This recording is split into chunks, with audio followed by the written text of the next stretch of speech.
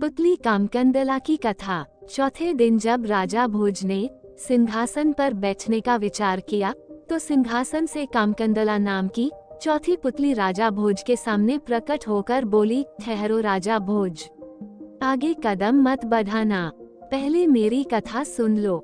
मैं तुम्हें अपने राजा विक्रमादित्य की गुणों को पहचानने एवं गुणी को पुरस्कार देने की कथा सुनाती हूँ। ये कहकर पुतली ने राजा भोज को ये कथा सुनाई। एक बार राजा विक्रमादित्य अपने राजदरबार में बैठे अपने दरबारियों से राज्य के कामकाज के बारे में विचार विमर्श कर रहे थे।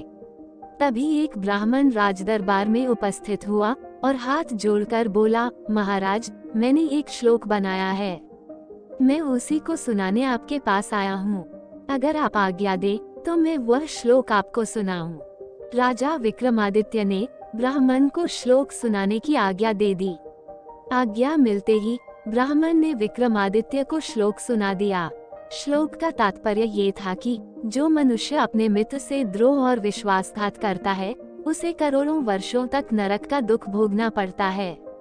विक्रमादित्य श्लोक सुनकर बहुत प्रसन्न हुए।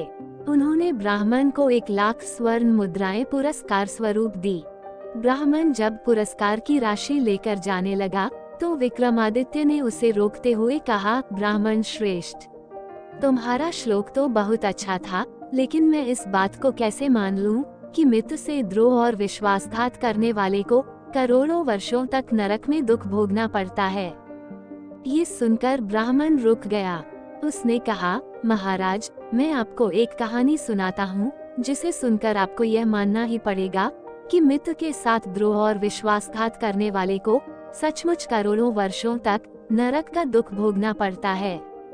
इतना कहकर ब्राह्मण ने कहानी सुनानी आरंभ करते हुए बोला, बहुत समय पहले मालवा राज्य में बल्लभ नाम का एक राजा राज्य करता था। उस राजा की 3 रानियां थी। वह सबसे प्रेम करता था, लेकिन उसका अगाध प्रेम छोटी रानी के प्रति था। वह उससे एक पल भी अलग नहीं होता था। वह जहाँ भी जाता उसे अपने साथ ले जाता। उस रानी से उसका एक पुत्र था। राजा बड़ा मूर्ख था। मूर्ख होने के साथ साथ वह बड़ा शक्की भी था। राजा के इस स्वभाव एवं रानी के प्रति प्रेम को न समझाकर राज्य में चर्चाएं होने लगी। चर्चाओं का विषय क्योंकि राजा था, इस कारण दरबारियों में से एक ने राजा से कहा, महाराज, छोटी रानी के प्रति आपके इतने आकर्षण को देखकर राज्य में चर्चाएं हो रही हैं कि राजा को अपनी छोटी रानी पर विश्वास नहीं है, इसलिए राजा उसे हमेशा अपनी आंखों के सामने रखता है, कभी भी अकेले नहीं छोड़ता। ये सुनकर राजा बोला, ऐसी बात नहीं है, हम तो छोटी रानी से सबसे अधिक प्रेम करते हैं, इसीलिए उसे साथ रखते हैं। अविश्वास जैसी कोई भावना हमारे मन में नहीं है। दरबारी बोला, महाराज, आपका कहना ठीक है, लेकिन जनता के बीच जो चर्चाएं हैं उनसे बचने का केवल एक ही उपाय है कि आप छोटी रानी का एक चित्र बनाकर अपने पास रखें। इस प्रकार आपकी आंखों से छोटी रानी कभी ओझल नहीं होंगी तथा जनता का मुंह भी बंद हो जाएगा। राजा को दरबारी की बात जंच गई। उसने अपने राज्य के सबसे योग्य और गुणी चित्रकार को बुलाने का आदेश दे दिया। चित्रकार के आने पर राजा ने उसे रानी का एक सुंदर चित्र बनाने को कहा।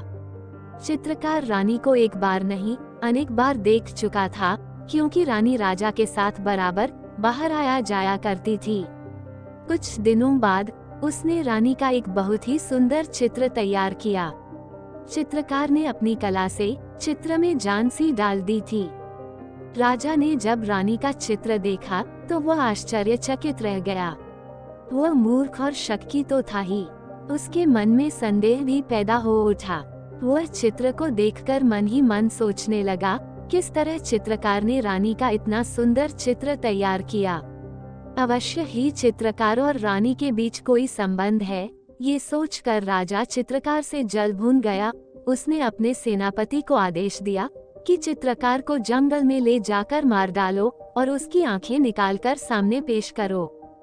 बेचारा चित्रकार करता तो क्या करता, वह राजा के समक्ष बहुत गिड़गिड़ाया, लेकिन राजा ने उसकी एक न सुनी।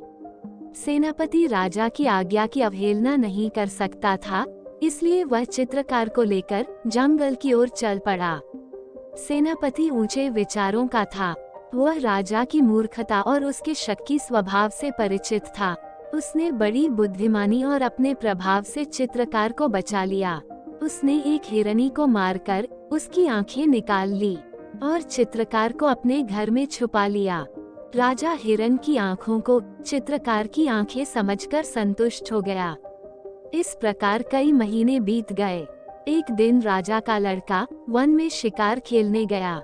जैसा बाप वैसा बेटा। बाप की तरह उसकी भी रग रग में कायरता और मूर्खता समाई हुई थी। वह शिकार खेलते खेलते जंगल में काफी दूर निकल गया। तभी उसने एक शेर की गर्जना सुनी। डर के मारे उसके प्राण निकलने लगे। वह झट से एक पेड़ पर चढ़ गया। संयोग की बात, पेड़ पर पहले से ही एक रीछ शेर के डर से बैठा हुआ था। शेर उस पेड़ के नीचे आकर बैठ गया और दोनों के उतरने की प्रतीक्षा करने लगा।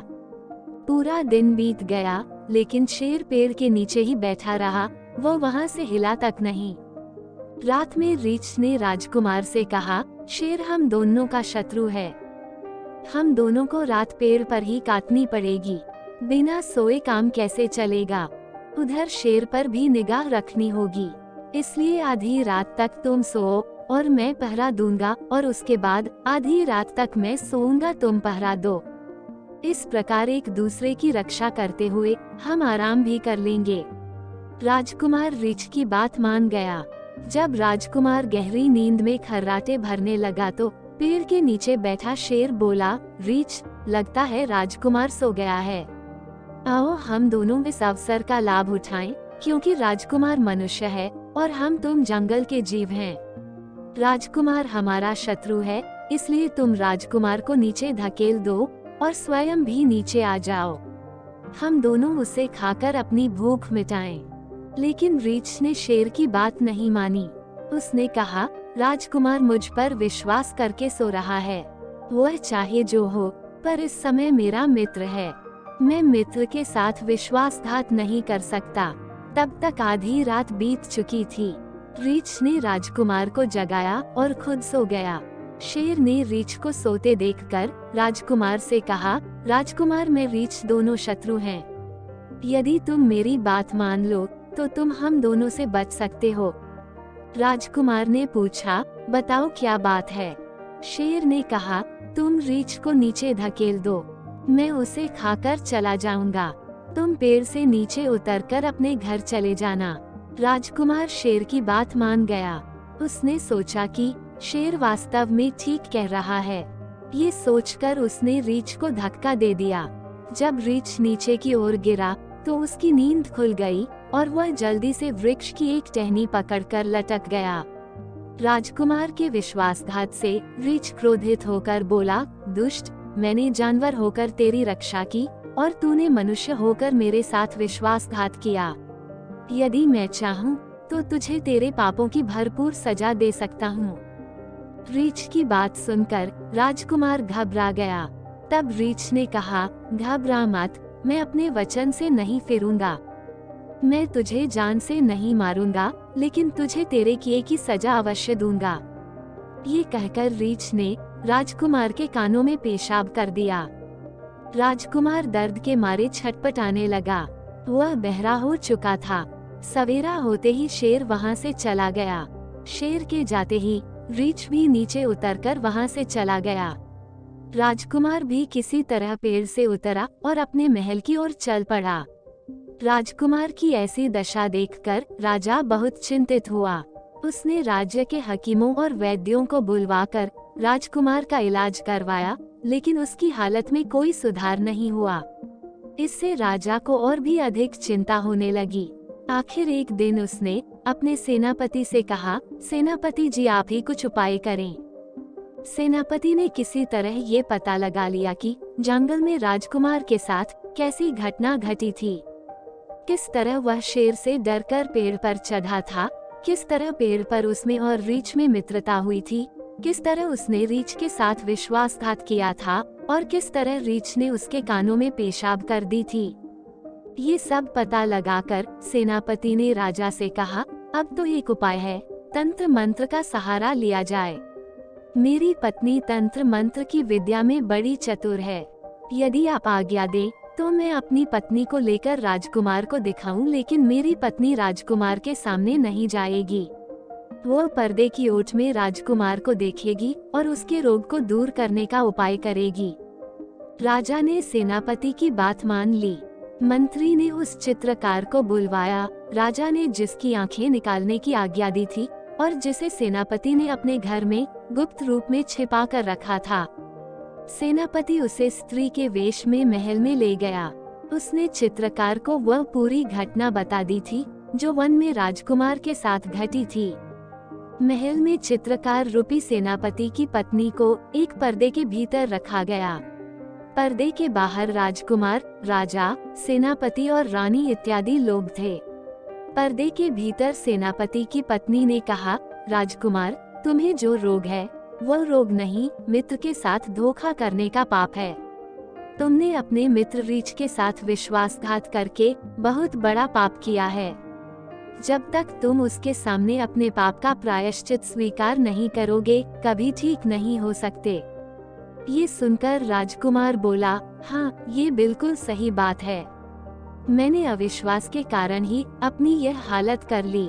राजकुमार के बोलने और सचेत होने से उसे बड़ी प्रसन्नता हुई कि उसका बेटा ठीक हो गया है, लेकिन उसके मन में यह सवाल भी पैदा हो उठा कि सेनापति की पत्नी ने ये सब कैसे जाना। तब उसने पूछा, ये तुमने कैसे जाना कि राजकुमार ने वन में रीछ को धोखा दिया था? चित्रकार रूपी सेनापति की पत्नी ने पर्दे के भीतर से कहा, महाराज, मुझ पर सरस्वती की कृपा है। मैं सरस्वती की कृपा से सब कुछ जान लेती हूँ। किसी ऐसे आदमी का चित्र भी ठीक बता देती हूँ जिसे मैंने कभी न देखा हो या दूर से देखा हो। ये सुनकर राजा चित्रकार रूपी सेनापति की पत्नी पर बहुत प्रसन्न हुआ। उसने उसे देखने के लिए पर्दा उठा दिया। जैसे ही उसने पर्दा उठाया तो वहाँ सेनापति की पत्नी के वेश में वही चित्रकार था। ये देखकर राजा बड़ा शर्मिंदा हुआ और उसने प्रण किया कि बिना खोजबीन के केवल शक की निगाह पर किसी को दंड नहीं दिया जाएगा।